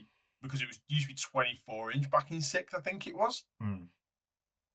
Casting value is 11+, so you're only getting it off on a level 3 or a 4. Really? Yeah. Wait, but I hate it. I hate it because it's just like, oh, there's your super great weapon. I'm just going to get rid of that. Oh, you've got a 5-up regen on your Lord. You've not anymore. I'll just get rid of that. and the fact that you can keep on casting it as well. So every turn you just take a bit of equipment off. Yeah, agreed. And you can, although it's high casting value, you reroll per turn. Yeah. So Yeah. I hate it. And our hatred of it should show how useful we think it is. Now, if your opponent doesn't have any good magic items, but like how many times does that occur? It's rubbish. But if your opponent does have a magic item that's good, that's like potential complete crutch for a Dragon Lord, you can get rid of it and have a much easier time. Yeah, it's really Griffin really banner that's on Empire, you can just get rid of that. Yeah. Tenderizer for my ogres, just get rid of that. He's now hitting you just with his fists. I just hate this spell with a passion, and it's because it's so good. It's so good. And people are going to go, Agreed. oh, but you have to move in 12 inches. But that's fine. It's a hex. I get within 12 inches. I cast it, and then, get out of dodge and just disappear. Phil was about to make it not kid friendly. So, yeah. Right. I think we align on the lore of Safari then. Shit. Yeah. Decent. Great. Great. Now, the general laws that High Elves have, we've got Battle, High, Elementalism, and Illusion. Battle is good for low casting values, so good for level 1s and 2s, but largely, I would say, High Magic is really good, and there's not a lot of access to it. Elementalism is solid, as if you've got defensive units. Earthen Ramparts is good because it lasts for the entire turn versus High Magic's only your turn 5 up. But I'm sort of stretching for things other than High Magic to say. Illusion, really good if you're going Doppelganger. It's a really good law. All of those laws are solid. But High Magic, I think, is where it's at. Walk Between Worlds and Shield of Safari. I'm ethereal, and I have a 5-up save. Oh, well, you can't do them both because it removes one from the other. But you know what I mean? It's two different units, mate. Two different units. Oh, and now let's make a unit unbreakable. By the way, so you could take High Magic with a Law Familiar and go, right, they can't be hurt by non-magical weapons. They've got a 5-up invulnerable now against any wound, and that unit on there isn't going to move anywhere because it's unbreakable. And you've just uplifted the strength of your army, unbelievable in one casting phase. Yeah, agreed. Wow, agreed. Or even the getting ethereal mitigates a lot of the downsides of having monstrous creature on, say, a great eagle for your caster. Yeah. Yes, it can't hide near friendly units, but what it can do is just be ethereal anyway and not care. Well, that's the thing, isn't it? You could be riding round on an eagle, great eagle. Yeah. Cast ethereal on yourself, and then do volatile making because you don't mind how close you're getting because you're ethereal. Yeah. Because you're ethereal for the full turn, so you could just go right. I've cast it. I'm gonna march forward now 20 inches or 18 inches. I can't remember the flight range. They have to try and dispel that, which it's quite 50-50 really if you've got a level 4. And then you've got to then try and get rid of, and then you've got volatile making right underneath. Oh, it's just disgustingly good at Magic High Elves. Disgustingly good. But as they should be, I think. Yeah. But it is true. So let's go on to Dragon Mages, Phil. You've got 275 points for a mage on a Sun Dragon. I slightly don't see why they didn't just give the normal mage the ability to take a Sun Dragon. Is what I'll say on this. Because normal mages came up, by the way. Your thumb up did came it? Up. I don't know how you did it. It pop up on this. Please. Yeah. Right. You're limited to level 2, so level 1 or 2. Don't know why they didn't just do some. I don't know why it has to be another entry. I wouldn't say it's not like vampire counts where a necromancer on Abyssal Terror is quite a good thing to use. I think if you want a dragon as High Elves, unless you spectral doppelganger in, with a level 4 on a good weapon and you sat on a dragon to do it. I don't think you massively want a level 2 on a Sun Dragon personally. Do you know what the problem is with this, really, for me? It's got impetuous. Yeah. And now when we were talking about lords with impetuous and you don't mind because they're a combat character, you could have a load of spells and then you have to charge and you can't use them. You can have 2 spells and you can't use them then. Yeah. Well, he's sort of at odds. And to me, I never like split roles in things because I'm always paying for something I'm not doing. If I'm a ranged character like mages are, you want to be in range, and I then don't want to be paying for close combat potential every turn. Yeah. So I prefer to minimize what I'm paying to get my fly on, say, like a Great Eagle in this case, rather than paying for a dragon and trying to avoid combat all game, and it being harder to do that than just being on a dragon. But that's just me. It's a cool idea though, by the way. It's a proper cool idea. Yeah, I like the idea. I just think that it's the impetuous, because you can just end up losing it because it'll go into a unit that it won't be able to kill because he's only weapon skill 4. You just got to be aware to make sure you're in charge range of squishy units. Yeah. When the impetuous goes off. So, not a big fan. Phil's not a fan. It's in the bin with this one. And we go on to Handmaidens of the Everqueen. So 65 points, you've got a shooting focus character, ballistic skill 7, weapon skill 6, strength 4, toughness 3, 2 wounds, initiative 6, 2 attacks, leadership 8. You've got a Bow of Avalon, standard, Arrows of Aisha, evasive, which is a really good special rule, ignores cover, immune to psych, if Malar armor, if Malar weapons, strikes first. What do we say about this one, Phil? I actually like this character if you are taking the Handmaidens. Yeah. And it's not for the stat line's good, by the way. For 65 points, I think that stat line's pretty solid. It's not a bad stat line at all. It's basically got one less attack, but one more ballistic skill compared to the hero, the noble. A better initiative. Yeah. So I'm not bothered, and comes with a load of really good special rules. But I think when you're looking at the things you can get it, the Horn of Aisha is where I'm like, oh, that's really, really good. Yeah.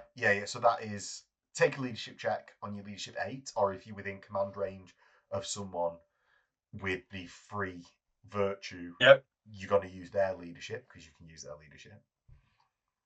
You'll blow the horn, and until the start of your next start of turn phase, +1 modifier onto hits and to wounds. I think you can't use their leadership, by the way, because in brackets it says using their own leadership. Right. Yeah. So fair. I would say you always have to use their leadership of 8, which is no, you do. Good, that's exactly what that says, isn't it? I just got it. Yeah. But this is why I have other people on, Phil, because you can call them out on the nonsense. Really good little stack. I think it's a really good little stack, yeah. You're wounding then on 2s. Your other units are wounding on 3s because you'll be your strength is the strength of the bow is your strength. Yeah. You're hitting on 2s all the time because you're ignoring cover. I think it's a good little stack, good little bonuses and buffs. Now I know it's only once per game, but I wouldn't mind. You love it. Now I think this is the place where I'd be putting the magic bow rather than on like a shadow warrior character. Yeah. Because I just think the points, along with other bonuses, the fact that you've got the immune to psych, ignores cover, and evasive all built in. Yes, you're not scouting, But if you're taking a magic bow, which I actually think is quite worthwhile for that magic item, it's worthwhile on this character, as well as the Handmaiden Spear, having the AP1 built in and gaining +1 initiative against charging units. So you'll be, even if your opponent has strikes first, you'll still at least get a couple of like attempts to hit before they strike, because you'll be initiative 7. Yeah. Which basically nothing else is. And like with the Reaver Bow also tying in with the Arrows of Aisha, you're -1 AP with Armor Bane, so you're hitting on 2s, wounding on 2s. You've got 2 attacks there that are just getting rid of probably like chaff. Yeah, so you see this more as like chaff sniper. Yeah. I don't think you're going to take out, like, I don't think you're going to be taking out Chaos Knights a bit, and I wouldn't expect it to. But there might be those, I'm thinking like that elite infantry that only has that 5-up save. This is where a big unit of Handmaidens would actually really work with the Everqueen as well. Not Everqueen. The Handmaiden of the Everqueen. The Handmaiden of the Everqueen. Yeah. But yeah, I think that would be really, really good.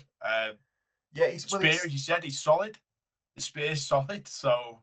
Yeah, other Phil actually used, although it was Wood Elves, it was still effective at taking out Bretonnian Knights with bows. Right. So I don't think that's like off limits at all to be doing. Like, yes, you might struggle.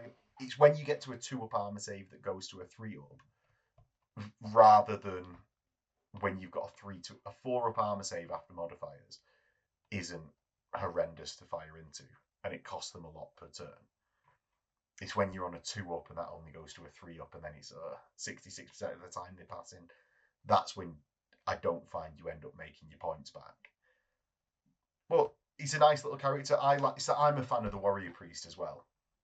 Where, although you've only got like leadership 7, 8 on the Warrior Priest, I still think those prayers are worthwhile. And I think the Horn, with it only being a single use, I think that leadership 8 is needed. I would have liked to see Veteran with it being single use. Maybe that could have come included in the Horn. Your character gains Veteran as well as this single use ability. Because if it's single use in a game and that's my purpose for taking this character, it sort of needs to go off. Versus a Warrior Priest, where if you don't go off, it might be bad for me this turn, but I can at least keep trying it next turn. Yeah? Yeah. Oh, succinct and nice. Right, that is the end of characters. We're going to do the Phoenixes when we actually get to the Phoenix entry, because neither of them change my opinion on whether or not you should have taken a dragon. So we're going to do them when we get there, and there won't be any surprises on character mounts. Thank you for coming on, Phil. We'll close it out there, and we'll see everyone for the next part of the High Elf Guide, which will be coming up next week. In a bit. Bye.